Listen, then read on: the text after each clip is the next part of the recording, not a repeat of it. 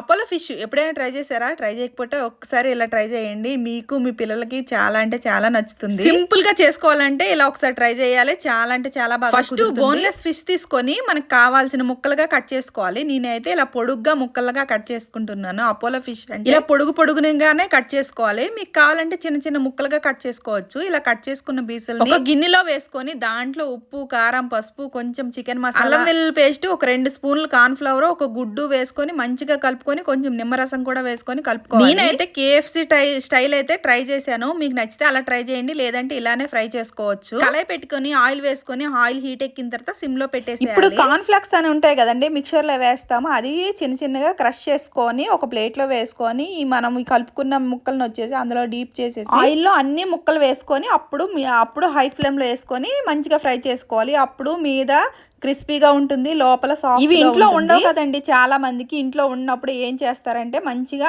ఆ పీసులనే ఫ్రై చేసుకొని బాగా ఫ్రై చేసుకుంటే అవి కూడా బాగానే ఉంటాయి. ఇలా ఏంటంటే KFC స్టైల్ ఇలా ట్రై చేశాను. చాలా అంటే చాలా బాగుంది. ఎలా వస్తాయి అనుకున్నాను కానీ పైన క్రిస్పీగా లోపల సాఫ్ట్ గా చాలా అంటే చాలా బాగా వచ్చాయి, బాగా కుదిరాయి. మనం పీసులన్నీ ఆయిల్లో ఫ్రై చేసుకునేటప్పుడు ఇంకా సిమ్ లో పెట్టి ఫ్రై చేసుకోకుండా హై ఫ్లేమ్ లో పెట్టి ఫ్రై చేసుకోవాలి. అన్ని ముక్కలు వేసిన తర్వాత హై ఫ్లేమ్ లో పెట్టేసి ఫ్రై అవి కొంచెం క్రిస్పీగా ఫ్రై అయిపోయిన తర్వాత తీసేసి ఒక ప్లేట్లో వేసుకొని దీంట్లో టమాటా కెచప్ వేసుకొని తింటే చాలా అంటే చాలా బాగుంటాయి. ఎలా వచ్చిందో కామెంట్ చేయండి. మీరు కూడా ట్రై చేయండి. ఎలా వచ్చిందో ఒకసారి కామెంట్ చేసి చూస్తుంటేనే చాలా నోరు ఊరుతున్నాయి కదా, ఒకసారి ట్రై చేయండి. మీ పిల్లలకి మీరు తినండి. ఎలా వచ్చిందో కామెంట్ చేసి వీడియోకి లైక్ చేసి సబ్స్క్రైబ్ చేసుకోండి. Bye bye.